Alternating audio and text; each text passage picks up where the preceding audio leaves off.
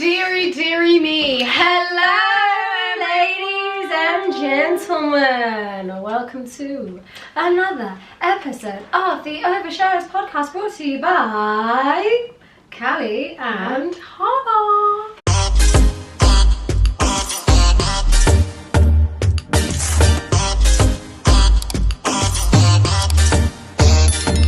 Right, let's start with our first scenario. My racist neighbour wants to kill me. Hi, Callie and Halima. First off, Hello, darling. Hello, I hope you're hello. well, safe and sound, inshallah. First off, I want to say how much I love your podcast. You guys are so hilarious and give amazing advice. I hope you guys can give me some advice as well. My name is Halima and I'm a Somali girl living in the States. I just graduated from college and I got a job with a consulting company. Oh, go get your bag, Which get your means, bag. see, Solomon wouldn't want that. No, someone wants you at home. You must get at home married, girl. About a month before my start date, my company called me and told me that I'll be working in an office in a different state where I don't know anybody. I told them that I don't feel comfortable moving to a city that is full of Trump supporters since I am black and a Muslim woman. Fair. I do agree with that. Lower Texas, look at that. Who would be living alone. But the HR lady assured me that I have nothing to worry about and my team would be very helpful.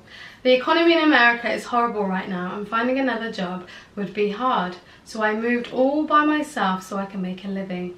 My parents did not approve, but I moved anyways. After all, the whole reason why I went to college was so I can make a career for myself. I just feel like this is counteracting everything Cinnamon said. I'm so sorry. Also, my team at work did not help me at all, and moving was the most physically challenging thing I've ever done. My first day on the job was just awful to say the least. One of my managers didn't even bother to introduce himself and gave me the side eye. We went to lunch and they just seemed uninterested to get to know me and make me feel welcomed. Oh, I hate that.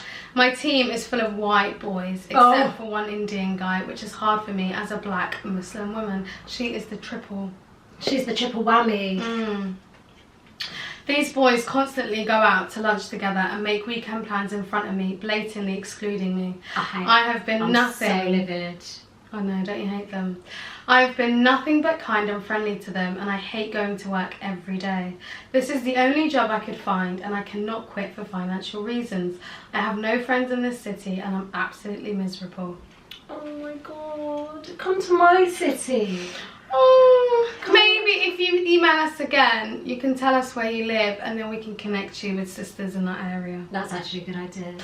Just when I thought things couldn't get worse, things quickly took a turn. In my apartment there's a man who randomly screams, and he screams and bangs on the walls, sounding very angry, but I choose to mind my business. What? I know. What's It he just doing took a in weird there? turn. I'm scared it's giving Jeffrey Dahmer. Oh my god. I have never seen this man. I don't know where he lives, and he definitely lives in my building because my apartment building is gated. About 2 weeks ago, I heard him scream, "I'll kill her effing N-word," with an R at the end. Oh my god, it's A hard R. A hard R. I heard him, I was shook, but then I told myself that maybe he's playing a video game or something. I probably just heard it wrong, and I went about my life as usual. Oh, she's so innocent. But on the Sunday night, as I was getting ready for bed, I heard a bang on the wall coming from the hallway. It was the same man. He screamed, "Effing N-word, N-word, N-word, N-word." Triple R's. Hard R's. He said it 4 times. Yeah. At that point, I heard Has he him got loud Tourette's? and clear. I don't know. That's just weird. Effing N-word, N-word, N-word, N-word. Yeah, and also the banging. Yeah. Maybe he's on drugs. Or mentally unwell. I froze in my bathroom processing what just happened. I ran to my peephole on the door and I did not see anything. A few minutes later I hear a bang on my door. I'm scared. And just angry scream from that man. I'm really scared of racists. I know. They're Isn't that really the worst scary. thing? Like, honestly. At that point, It's because they're so, like, you don't know what they're gonna do. you know where they're coming from. Exactly. It's unpredictable. It's like they're like hiding in plain sight. And also, yeah, completely unpredictable.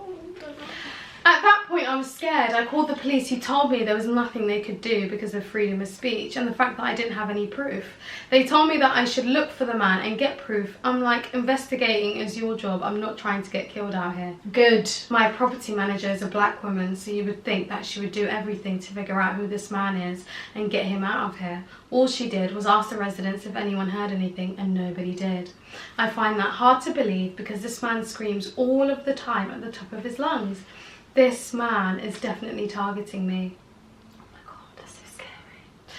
Since I've never seen any other black person in the building outside of myself and the property manager, he has only banged on my property, and it sounds like he's walking around the hall screaming and shouting like he's mad. I live here. I think this man has seen me go into the apartment, so he knows where I live. Oh my god, this is so scary! I feel like I should quit and move back home to live with my parents. If I quit, my job won't pay for me to move my stuff back, and I would have to break my lease. This is just a lot of money, and I've worked so hard in college, and finding a job would be hard, especially since so many people are getting laid off. Oh, I see. It's a recession, isn't it? I have not left my apartment since the incident, and I don't plan on it. Thankfully, I went grocery shopping before the incident, and I don't need to leave. This man is delusional and could possibly try to kill me like he said before. I'd rather be safe than sorry. My boss at work told me to take time off, and then they can drop off my computer so I can work from home. I contacted the HR department to tell them that I want to be transferred to a different city. They have yet to respond. It's been almost 2 days. I feel like my company does not care about me at all, but financially speaking, I need this job. I feel hopeless and nobody seems to listen to my cries for help. I'm scared for my life and I don't know what to do. If anything changes, I will keep you guys updated. Oh my god! Can I just say, the fact that she has to do her shopping in advance is mad. Like, she's living in fear. That's so scary. She's got to think, right, is he out there? Can I go and get, is the coast clear in order for me to go and get my things done? She can't do anything outside of that apartment. Honestly, I'm so, like, I feel so bad for you. No, Halima, I don't know if this job is worth it. Your safety. This man might kill you. You know what I think? I think you need to pray istikhara. And the other thing that I really think, yeah, and it's true, Allah is greater than this man. But also, it says tie a camel, go home. No, but pause. What I think is, yeah, you know, sometimes we're in moments of despair. We think like there's nothing left for us to do. Like, this is my only option, especially when it comes to money and jobs and things like that. But Allah has already planned your rizq for you, like when you were in the womb at 4 months old. Do you know what I mean? Like, he is the only one that controls that. Don't break yourself and like cause yourself this especially you're living alone, you've got no family, there's no friends. I just don't think you should put yourself through this much stress and strain for a job. Like, you really don't need to. It's not worth your life, or like the possibility that something bad could happen to you. Like, I understand you know, you worked really hard to get this job, and you travelled really far in order for you to be comfortable. You're not comfortable there. Like, I just don't think it's worth it. Maybe this is a sign from Allah that you should go back. And also, like, jobs are not something, they're like attainable things, do you know what I mean? You can get another one. But your life is not. And also, can I just say, this has taken me back to like back in the day when London was a very difficult place to live. And I swear to God, there was one time, me, my dad, Alan Haristo, my sister were coming home from the park, and there was this drunk Adhan guy, I'll say white, walking around. So I wasn't even afraid about this guy or what he said. I was afraid about my dad's reaction because I just knew that it was gonna pop off. Yeah. So anyway, we're running, so we run past this man and he's with this other lady friend, and then this guy goes, "Run, you little Somalis, run, you little Somali."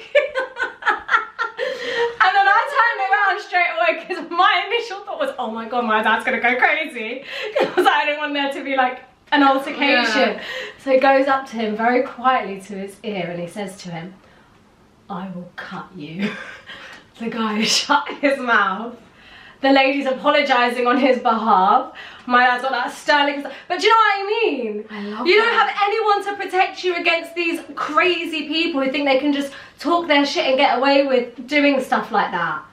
And I just feel like she's alone. I know. There's no one there. There's no community, there's no The one black there. lady that you thought was going to have your back isn't doing anything to help you. No. So maybe this is just a sign that this job isn't for you. I think you should pray istikhara on it. Yes, 100%. Do that And one Allah first. can give you another option. You never know. You can get another job. They can transfer you. It's been 2 weeks since you wrote this. And also, if you pray istikhara, maybe something will happen, like the guy suddenly moves out. Yeah. Or like the lady like ends his lease. But I'm just saying, definitely pray istikhara, but also like, do you know what I mean? Sis, is it really worth it? just really think about what you want to do with your life, because wallahi, your life is way more important than this. Then there was another time, I was on the 94 bus going to Piccadilly Circus with my friends, and then a bunch of like skinhead men were like running around outside the bus, and I kept thinking, oh my god, are they going to get on the bus? Are they going to get on the bus? And they were just antagonising, antagonising people in the street. I don't know, I think they were there for some sort of EDR rally, I don't even know. Oh my god. It was crazy. And the whole time, like, my heart was just, you know, like, my heart was just going pitter patter, pitter patter, pitter patter. Like, I just don't think, like, honestly, racists so really scare me. Shall I tell you what happened to me once? It's always the funniest stuff that happens to me. One time I was walking and we came out to our Quba Masjid Hayes. That's the only time I went to Quba Masjid. I'll never returned after this point. I'll tell you Oh why. my god. So and I was with my stepfather at the time, his mum. Remember? That old lady? Yeah. That we said. She was a funny old lady. She was very funny. Anyway, so we were together, we all came out, you know, as a group. Everyone's like boisterous after Taraweeh, late night. Walking to the 195 bus stop, and then this car drives past us first, heckles something. We're like, They came back. And then they drove off. So we're still waiting, we're sitting at the bus stop now, we're all laughing, They giggling. came back. The car came back. The window goes down. Oh my god. Guess what they bring out? Eggs. They threw about 3 eggs at us. And the old lady was like ducking and diving like the Matrix. She had a good handle on Alive. the She did. I said, whoa. And it's like they targeted her, but they were coming for us as a group.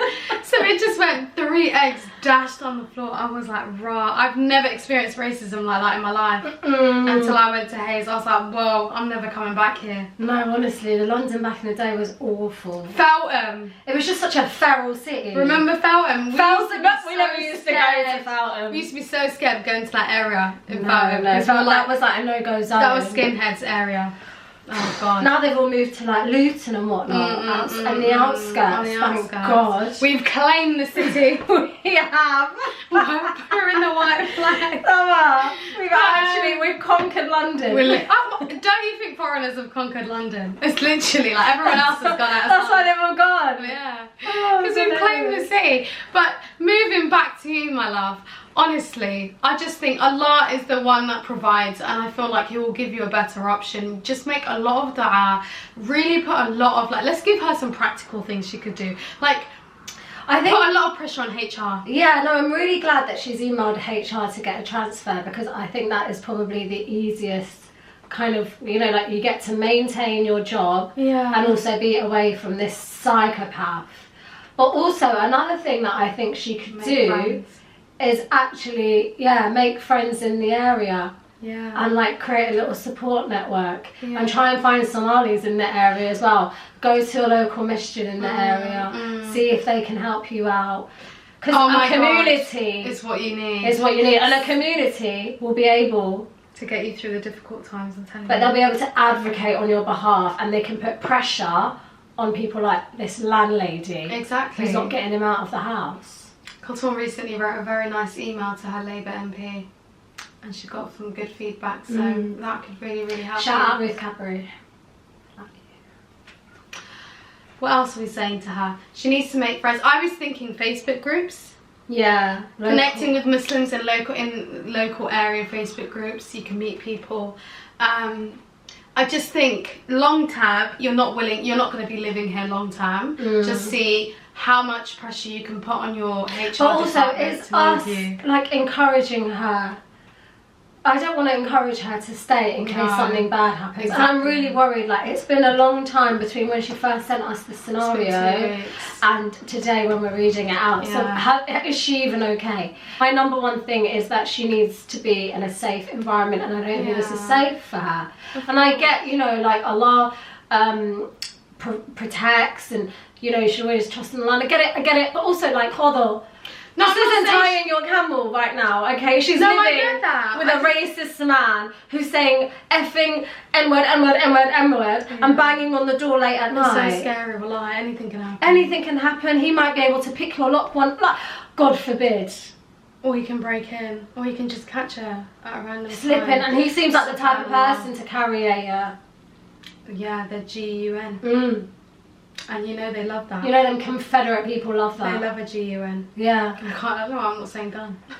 Anyway, you know what, I do agree with Colton. Wallahi, there is no job is worth your life. This is America. And you will find another job. This isn't the UK, hold on. And to me, it seems like you're a smart girl. If you're in a consulting company, it seems like it's a bit techie. There's a lot of jobs you can find at home. I think that if your job are allowing you to work from home because of this incident, spend your time looking, like, applying for other jobs. Yeah, you can do it, wallahi. Yeah, I really think you need to get out of this situation. It's just not ideal. No, and you know what it is? I always say to people, and I say this to myself always, wallahi, don't move to these cities that you know. And it's not your choice. You are forced into like, you know, this. even when I go on holiday to certain countries, like, I make sure that it's Muslim-friendly country. I make sure that there's brown people there. Isn't that sad that that's how we have to live? But it's like, how can you move to like Southern America and not think that that's gonna happen? No, but it wasn't her choice. It's true, they relocated her, but at the same time, like, how can you relocate a black Muslim woman to that part of America? Exactly. She could be in the heart of bloody Mississippi for all we know. Exactly. Oh my God, God forbid. Oh God. No, I just feel like whoever's her manager not thinking about her, they don't care about her, there's no duty of care there. No. And I just feel... And I think she needs to put herself first. She needs to put herself first and say, F you, HR. If you're not going to do anything in the next week... Do they have like pressure groups and stuff, or like people that can, you know what I mean? I think she should go legal. Speak up guardians. Yeah, like, I think, she should go employment tribunal. I don't know what the American version is. I don't think they have a lot of those. But how can like your manager relocate you to an area like that? And it's like she already has that feeling of, oh my God, she's visibly Muslim. Yeah, but initially before she even left, she was thinking, oh, there's going to be loads of Trump supporters there. Exactly. So if she has those reservations, how do they not have the foresight when they're even considering her to move to a place like that? Exactly. And they don't, because they're white. They won't think about stuff like that. They won't. And you know what? Like, I'm sorry, but your life is more important. Your life is important. Your happiness is more important. I'm sorry, it's not worth your job to be living in fear every single day from some crackhead. No, absolutely not. Please update us and let us know what's happened in the next 2 weeks. Please let us know you're safe. And let us know where you live so we can try and connect you to women, Muslim women, or Somalis in that area. We'll put Somalis are everywhere. They're in every corner of the world. Story and see if we can like put you in touch with some people, because this is the ghetto. You got a long life, inshallah, and you don't need to waste it here. You need to be in a place where you're loved and you're thriving. Do you know what I mean? And you're valued. And you feel safe, most importantly, in a metropolitan city. I have to say though, congratulations on getting the job in the first place, because mashallah, that is incredible. And also, like, it couldn't have been easy for you to have like done the move in the first place. I think that's really commendable. Yeah. But now you've gone there and you've realised that your colleagues are being really like horrible to you. Oh yeah, we didn't even address the colleagues. Yeah, your manager and the HR department are taking their time getting back to you, and you have this situation where you're currently living where you're not feeling safe. So I just think the whole environment is hostile, and I just honestly, it pains for me to say it, but you've got to pat yourself on the back for doing it, for getting through it. But also, it's now time to weigh up your options, because I don't know if this is the way to be. Don't you hate when colleagues are just assholes for no reason? Like, oh, it's like they've prejudged you. Yeah, like, just shut because up. you're black, Muslim, probably wearing a hijab, so they think that you're just going to be this like really shy, boring person. But Honestly, really, you're probably the most interesting person in the room, and because they haven't given you the time of day, they'll never know that. No. So you know what? Beat those people. Beat those people, because honestly, they're not worth you at all. No, they're not. They're not. So, inshallah, things get resolved for you, sis. Please let us know, and we'll try and support you as much as we can. And you know what? It's another Somali girl doing bits in the world, so kudos to you and well done. Anything else, Colton? No, that's it really. It's just pissed me off, I'm not gonna lie, I feel really sad. But Just, she's you know in that what, situation. Not even that, it's just the And the whole thing. situation pisses me off, like even the stuff with the colleagues, like that really irks me. I think the one thing I always say... And I just think, you know, it makes you think like you were employed as like a tokenism thing, not because they actually care about your skills and experiences, but because they need more black people in their company. And they were inconsiderate to really understand what would be good for that one black woman. I So just they think sent her off employers to need the to be most- careful. Not only do they need to employ more black people, but they need to educate themselves on like some of the things that black people face day to day. Do you know what I mean? It's like, if you're not going to be able to, like, if there's no duty of care, don't even bother employing them. What is the problem here is the fact that they've left her to it. And even though her workplace have supported her in some sense and said, you know what, work from home because of this incident, it's not okay. But also when you're uprooting someone and telling them to move to another area or another state, you need to really think about that and how that's going to affect them. It can't just be a done deal decision. So to me, it makes me feel like if you refuse to move, would that mean that you wouldn't have a job? Exactly. It's crazy. It's like, oh, what if they're unable to live in Louisiana? What if they're carers? Perhaps we shouldn't have employed her. No, you need to be more kind of aware of situations in certain states and how they treat black people before you consider moving them down there. They would never have even known that though. They wouldn't. This is what pisses me off. Is that they That's don't. the nuance. They haven't considered. They would never have even Exactly. thought to consider that. No. Oh, it just Not at pisses all. me off. I just really hope that she's safe and she's had a resolution. Yeah, And inshallah. some sort of support been offered to her, because it's actually really scary. And I always think there's Somalis in every corner of the world. I really hope when she does let us know where she's living, that there's people there to actually uphold her and maybe help her out. They might actually give her another place to live. I just hope she's alive. That's all I care about right now. Yeah. Okay, well thank you so much for emailing us. We really hope you're safe. Thank you guys for listening to this podcast episode. We really love and appreciate you guys, so thank you so much. Don't forget to like, comment, subscribe, share. I'm really upset. I really Do you am. want I don't to even want to film anymore. Oh.